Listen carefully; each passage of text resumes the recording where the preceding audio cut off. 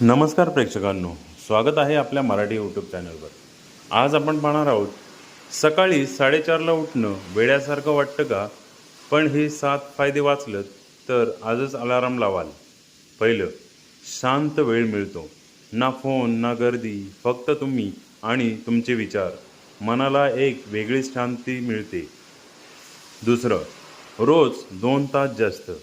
दिवसाला 2 तास जास्त म्हणजे वर्षभरात तब्बल 730 तास। एवढ्या वेळात खूप काही साध्य करता येतं। तिसरं, यशस्वी लोकांची सवय।